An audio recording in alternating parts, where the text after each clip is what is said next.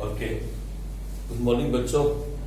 हम क्लास 11 के लेजर के चैप्टर में थे और हमने लेजर के चैप्टर में बहुत बड़ी बड़ी बातें पढ़ी। सबसे पहले हमने पढ़ा लेजर के अंदर कि हम लेजर में पोस्टिंग कैसे करते हैं फ्रॉम द जर्नल एंट्री। फिर हमने सीखा लेजर को बैलेंसिंग कैसे करते हैं, बैलेंस करने का क्या स्टाइल है, लेजर को कैसे बैलेंस की जाती है। और फिर हमने थोड़ा सा कंपाउंड एंट्रीज के बारे में भी देखा। आप बच्चे सिर्फ लेजर को लेजर के चैप्टर से मत पढ़ो, जनरल एंट्री के अंदर जो 30 क्वेश्चन आपके पास दिए हुए हैं उन 30 के 30 क्वेश्चन को जनरल एंट्री करने के बाद आप लेजर पोस्टिंग कर सकते हो और आप अपनी प्रैक्टिस कर सकते हो। ठीक है जी, ये बातें हमने लेजर में अभी तक पढ़ी हैं। अब एक छोटा सा क्वेश्चन और करते हैं आज लेजर में। ये सिर्फ 3 एंट्रीज है जनरल एंट्रीज, इसके आपको लेजर बनाने हैं और जनरल एंट्रीज करनी है इन 3 ट्रांजेक्शन। चलो आओ देखें। सबसे पहला रेंट पेड ₹30,000, तो क्या एंट्री होगी जरा बताओ तो। रेंट अकाउंट डेबिट, वाह टू सेल्स। देखो लो ऑन 1 अप्रैल 2018, ये बस पहली एंट्री थी। दूसरी rent paid to landlord 20,000 by cheque, rent account debit to bank account. on 1 May, rent account debit to bank account. और ये कितना है? अब है काम की एंट्री। ये है 31 मार्च 2019 की entry. Rent due but not paid, मतलब देना चाहिए था पर अभी तक दिया नहीं। The expense belong to this year but not paid in this year become outstanding। तो फिर आउटस्टैंडिंग रेंट है, मुझे बताओ आउटस्टैंडिंग रेंट कंपनी का असेट्स है या लायबिलिटी है? और लायबिलिटी का बढ़ना क्रेडिट किया जाएगा। इसका मतलब एंट्री क्या बनेगी? टू आउटस्टैंडिंग रेंट, ये हो गई हमारे पास 10,000। आउटस्टैंडिंग तो हमें मिल गया, टू आउटस्टैंडिंग रेंट अकाउंट, लेकिन डेबिट किसे करें? ना तो हमने कैश दिया ना तो हमने चेक दिया, तो क्या करें? वेरी गुड, रेंट एक एक्सपेंस है, रेंट अकाउंट है। लो जी, अब आप सिर्फ एक अकाउंट बना दो। कौन सा? Rent account. क्या एक्रूड का मतलब होता है बेटे earn but not received. Accrued का मतलब होता है अर्न बट नॉट रिसीव, वो इनकम के साथ लगता है, एक्सपेंस के साथ एक्रूड वर्ड नहीं लगता है। नमन गलती मत कर देना, एक्रूड वर्ड जो है वो इनकम के साथ लगेगा, एक्सपेंस के साथ लगा दिया तो गलत हो जाएगा। एक्रूड का मतलब होता है कोई चीज जो कमा ली लेकिन अभी तक हमारे हाथ में नहीं आई, दैट इज कॉल्ड एक्रूड।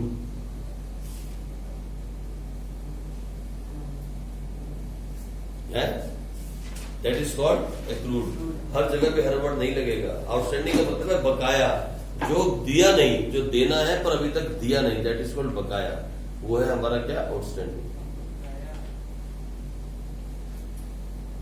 गलत नहीं करना, ठीक है। सिर्फ रेंट अकाउंट बनाते हैं, आ जाओ। एक अकाउंट बनाए रेंट अकाउंट। एक अगर हम रेंट अकाउंट बनाते हैं तो आप ये बना लेना, ये हो गया अमाउंट। लाइन का बनाने सीखनी है यार। ये अमाउंट हो गया, यहाँ डेट डाल देते हैं और यहाँ पे भी अमाउंट और यहाँ पे भी। वो कॉलम आप पूरे डालना, आप पूरे कॉलम बनाओगे, किसी भी हालत के अंदर आप कॉलम नहीं कम करोगे। हम रेंट अकाउंट बनाते हैं। इसका बैलेंस रेंट अकाउंट को बैलेंस ही नहीं करते। यही तो मैं देखना चाहता हूँ।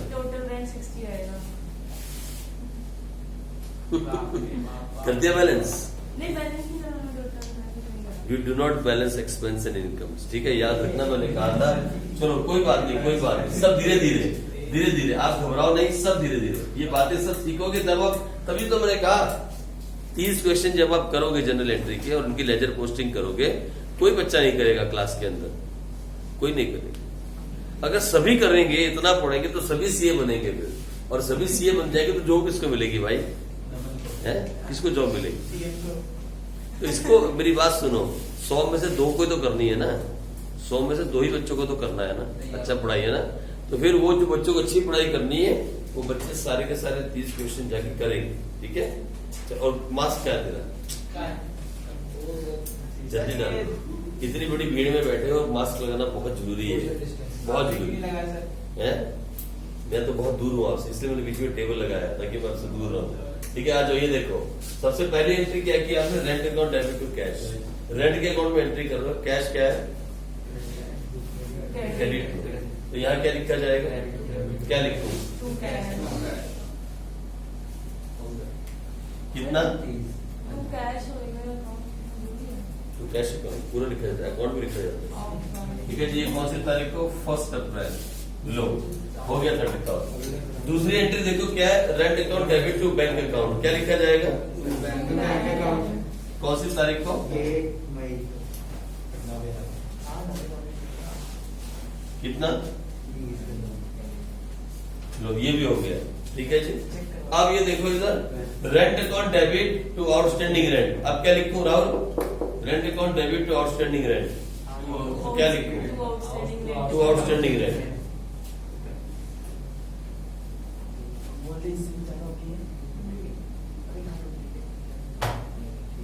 कितना,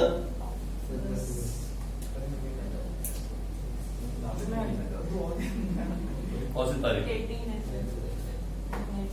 19 है ना। अब देखो, सुनो मेरी बात इधर, हेलो, गौर से मेरी बात सुनो, गौर से। ये अकाउंट हमें क्या बताता है कि इस कंपनी का टोटल जो रेंट पेमेंट था, जो रेंट का खर्चा था, वो कितना है, 30 और 20 50 और 10 60। टोटल खर्चा 60,000 है, जिसमें से 30,000 कैश से दिया गया, 20,000 चेक से दिया गया और 10,000 अभी तक दिया नहीं।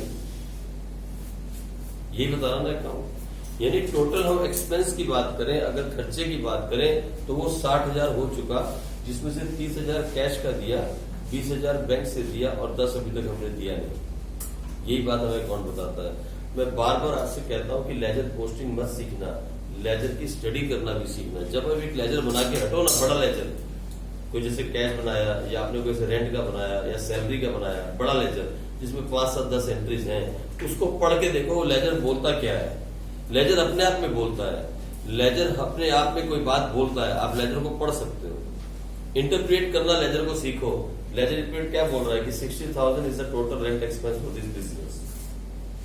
एक साल में 60,000 खर्चा है, 30 हमने कैश में दिया, 20 हमने चेक से दिया और 10 हमने अभी तक दिया नहीं। सारी बातें लेजर में साफ साफ नजर में आती हैं, सारी बातें लेजर के अंदर साफ साफ नजर में आती हैं अगर आप लेजर को स्टडी करना सीखोगे। लेजर को रीड करना सीखो, लेजर को इंटरप्रेट किया करो, अपने आप से बात किया करो, लेजर से बात करो, वो आगे से बोलेगा, साफ बोलता है लेजर। देखो क्लियर कट बात समझ में आती है। सिर्फ पोस्टिंग करके क्वेश्चन खत्म करके आगे मत पढ़ो। लेजर बनाने के बाद एक बार लेजर से बात करो, उससे देखो वो लेजर में है क्या। ठीक है जी, चलो एक छोटा सा क्वेश्चन और करते हैं। हाँ जी, सॉरी आउटस्टैंडिंग रेंट भी करेंगे, उसको बना सकते हैं, अलग से लेजर बनाना होगा तो आउटस्टैंडिंग रेंट का हाँ तो लायबिलिटी है, उसका तो बैलेंस होगा। इसको तो फिर ऐसे बनाया जाएगा, आप यहाँ एक लेजर बनाओगे, उसका नाम दोगे आउटस्टैंडिंग रेंट अकाउंट, यहाँ ऐसे बनाया जाएगा। और फिर यहाँ यही कॉलम होगा ऐसे करके, ये कॉलम होगा, ये कॉलम होगा, ऐसे करके अकाउंट बनेगा। मैं वो नहीं डालता हूँ बीच में छोटा वाला कॉलम। आउटस्टैंडिंग रेंट के अंदर रेंट कहाँ है, डेबिट में, तो एंट्री कहाँ जाएगी, क्रेडिट में। क्या लिखा जाएगा,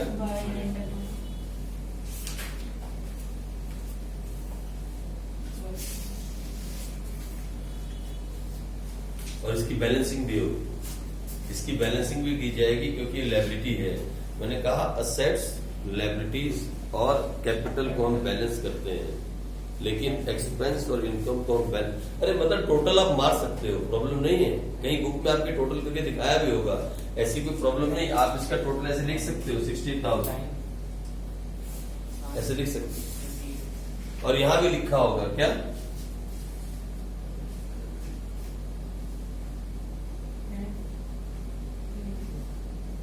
ऐसे कहीं बुक दिखा भी सकती है, लेकिन ऐसा करना नहीं चाहिए। ये जो बैलेंस सीडी वर्ड आ गया, ये नहीं होना चाहिए। आप टोटलिंग कर सकते हो, यही टोटल अकाउंट आप कहां लेके जाओगे, इसे ट्रायल बैलेंस में लेके जाओगे 60,000, और कहां दिखाओगे, डेबिट साइड। इसे कहां दिखाओगे, डेबिट साइड। लेजर पोस्टिंग के बाद जो अगला काम हम करते हैं that is called summarising. Summarising मतलब making of trial balance. Accounting is an art of identifying हो गया, रिकॉर्डिंग हो गया, क्लासिफाइंग हो गया, समराइजिंग। अगला काम समराइजिंग का करेंगे। जब हम समराइज करेंगे मतलब जितने भी लेजर के बैलेंस हैं, ऑल लेजर्स, सबके बैलेंस, उसमें कुछ नहीं है कि परचेज वाला है या सेल्स वाला है, इनकम वाला है, all ledgers. The balance of all the ledgers we are going to take in account called trial balance. एक शीट बनेगी जिसमें हम ट्रायल बैलेंस के अंदर एक डेबिट और एक क्रेडिट कॉलम बनाएंगे और वहां पे इसको लेके जाएंगे। एक्सपेंस है डेबिट, असेट्स है डेबिट, बाकी सब क्रेडिट। यही करते आ रहे हो ना अभी तक आप। अगर ट्रायल बैलेंस आप बनाओगे, when you are going to prepare the trial balance, जब इसके बाद आप ट्रायल बैलेंस बनाओगे तो बस ट्रायल बैलेंस के अंदर छोटा सा रूल है, जिस किसी ने भी ट्रायल बैलेंस बनाया होगा उसने बात नोट की होगी, जब भी आप ट्रायल बैलेंस बनाओगे तो ऐसा बनेगा। ये होती है ट्रायल बैलेंस की sheet, this is credit side, this is debit side, बस इतना सा। और यहां लिखा होता है ट्रायल बैलेंस। कब बनाते हैं? साल के लास्ट में, एज एट या फॉर द ईयर कर लो, फॉर द ईयर 31 मार्च 2019, या साल का, पूरे साल का। और यहाँ लिख दो डेबिट, यहाँ लिख दो क्रेडिट, और यहाँ पर्टिकुलर्स, इधर पर्टिकुलर्स आ जाएंगे और कुछ नहीं आता, कोई डेट नहीं, कुछ नहीं। जैसे ये बैलेंस है रेंट का, आप यहाँ लिखो रेंट, कुछ नहीं, बस रेंट 60,000। अकाउंट लिखो, ये छोटी छोटी बातें हैं, इनकी कोई प्रॉब्लम नहीं है। लेकिन जो मेन बात सीखने वाली वो ये कि एक्सपेंस, असेट्स, बाकी लायबिलिटी, कैपिटल, इनकम, यही रूल है। यही रूल हर जगह पे अकाउंट्स का चलेगा।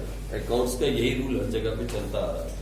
यही रूल अकाउंट्स का जो है हर जगह पे चलता है। ठीक है, आप इस तरीके से ट्रायल बैलेंस को बना देते हो। जो डेबिट बैलेंस होंगे उनको उठा के यहाँ ले जाओ, यानी एक्सपेंस का बैलेंस होगा। जो भी असेट्स का बैलेंस होगा यहाँ चला जाएगा, बाकी इन तीनों का बैलेंस यहाँ चला जाएगा। और अपने आप से डेबिट से क्रेडिट बैलेंस हम करेंगे क्वेश्चन, डेबिट से क्रेडिट मिल जाएगा। ठीक है जी। तो मेन बात ये है कि अकाउंट्स को सीखने के लिए आप अकाउंट्स की प्रैक्टिस करते रहो, खुद अपने आप से गलतियां करो, अपने आप से सही करो। जो फॉर्मेट है ना अकाउंट्स के मेन फॉर्मेट्स हैं, वो बुक के हिसाब से हमें करने हैं। जो फॉर्मेट है हमें बेसिक पे ज्यादा जोर देना है। फॉर्मेट तो मैडम कभी कभी ये ऐड करते, कभी वो ऐड करते, फॉर्मेट पे नहीं जाना चाहता। ठीक है, वो आपको लिखने बुक के हिसाब से, तो मैडम नंबर काटेगी। लेकिन जो मेन उसमें बेसिक सीखना है, जो हमें सीखना है वो सीखना है कि हमें पोस्टिंग कैसे करनी है, ये हो गई। इसके बाद समराइजिंग कैसे करनी है, ये हो गई। दुनिया जान का कोई भी एक्सपेंस हो यहां आएगा, कोई भी असेट्स हो यहां आएगा। प्रीपेड एक्सपेंस बोलो कहां आएगा? प्रीपेड एक्सपेंस ट्रायल बैलेंस में कहां आएगा? ड्राइंग्स कहां आएगा? रेंट पेड कहां आएगा? सैलरी पेड कहां आएगा? बिल्डिंग कहां आएगी? आउटस्टैंडिंग रेंट, सुन पा रही बात है ना? सेल्स कहां आएगी? परचेज कहां आएगी? तो कोई भी दुनिया जहां का ट्रायल बैलेंस का चैप्टर आप पूरा खत्म कर सकते हो। आप ट्रायल बैलेंस आज भी बना सकते हो, अभी ट्रायल बैलेंस के चैप्टर को खत्म कर सकते हो। आप चाहो तो ट्रायल बैलेंस खत्म हो जाए। यही है ट्रायल बैलेंस। ट्रायल बैलेंस के अंदर बस यही है। जो आगे इसमें एडवांस आप पढ़ते हो चैप्टर में जाके, वो है trial balance and it's errors. अगर कुछ गलती हो जाए और ट्रायल बैलेंस टैली ना करे तो फिर क्या करते हैं?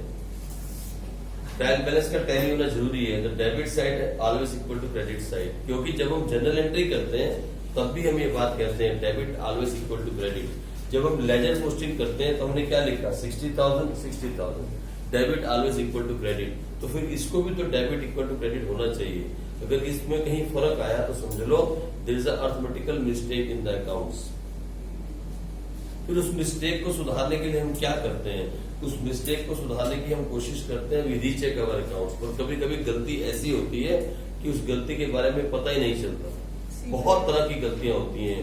मिस्टेक ऑफ ओमिशन है ना, कुछ भूल गए एंट्री करना, ओमिशन की गलती हो गई। फिर या फिर आपने क्या किया 1 लाख की जगह 10,000 लिख दिया, एक तरफ 1 लाख एक तरफ 10,000, वो भी गलती हो गई आपसे। ऐसी गलती भी हो सकती है। फिर प्रिंसिपल मिस्टेक्स भी हो सकती हैं।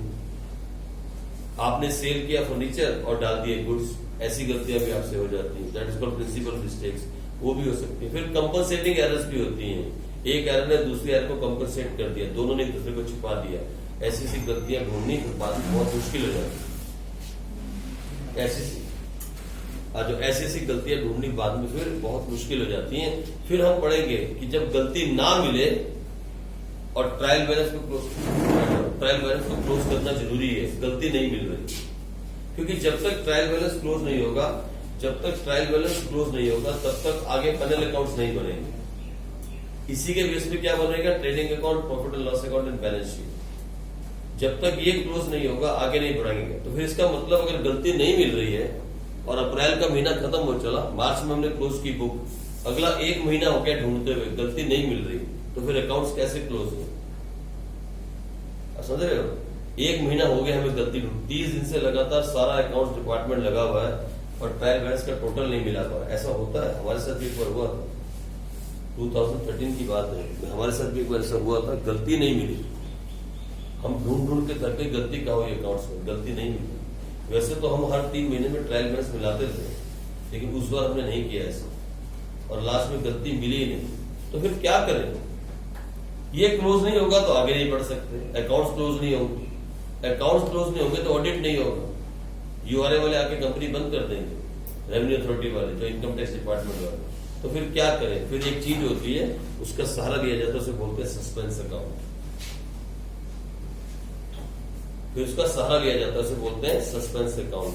जिस तरफ गलती आ रही है उस तरफ सस्पेंस अकाउंट डाल दिया जाता है।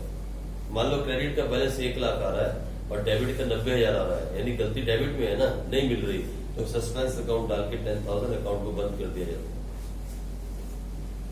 फिर भी एक रीजन अकाउंट्स में एक ऑप्शन है कि अगर गलती से ट्रायल बैलेंस टैली ना करे तो फिर एक अकाउंट आता है सस्पेंस अकाउंट। पिक्चर में आता है ना सस्पेंस, मालूम नहीं क्या होने वाला है, तो सस्पेंस अकाउंट डाल दिया जाता है और ट्रायल बैलेंस को टैली करवा दिया जाता है ताकि आगे बढ़ जाया जाए। और उसी सस्पेंस अकाउंट को बाद में उठा के बैलेंस शीट में डाल दिया जाता है और अकाउंट्स बंद कर दिया जाता है। लेकिन बाद में जब गलती मिल जाती है तो फिर एडजस्टिंग एंट्री पास करके उस सस्पेंस अकाउंट को हटा दिया जाता है और उसे बोलते हैं आपका चैप्टर रेक्टिफिकेशन ऑफ एरर्स। सबसे कंफ्यूजिंग चैप्टर है 11th क्लास का, रेक्टिफिकेशन ऑफ एरर्स। इस तरीके से काम किया जाता है अकाउंट्स में। हर चीज का एक ऑप्शन है अकाउंट्स के अंदर, गलती हुई नहीं मिला तो सस्पेंस डाल दो, सस्पेंस अकाउंट डाल दो। और फिर वो सस्पेंस अकाउंट को जब हटाए हुए आप, उसे हटाना पड़ेगा ना 6 महीने के अंदर, विदिन 6 मंथ्स से हटाना है किसी भी हालत में। गलती ढूंढनी कुछ भी हो जाए, चाहे A to Z account check करना पड़े पूरी कंपनी का, पूरे साल का, तो फिर दोबारा सस्पेंस अकाउंट की जब गलती मिल जाती है तो उस मिस्टेक को रेक्टिफाई किया जाता है और जिसे बोलते हैं रेक्टिफिकेशन ऑफ एरर्स। फिर वो चैप्टर का नाम आ जाता है, आपके पास पूरा चैप्टर है। यानी जो कुछ अकाउंट्स में आप करने वाले हो सारी जिंदगी, वो 11th क्लास में ही सीखोगे। 11th क्लास ये इतनी इंपॉर्टेंट क्लास होती है जिसे बच्चे मजाक में ले जाते हैं।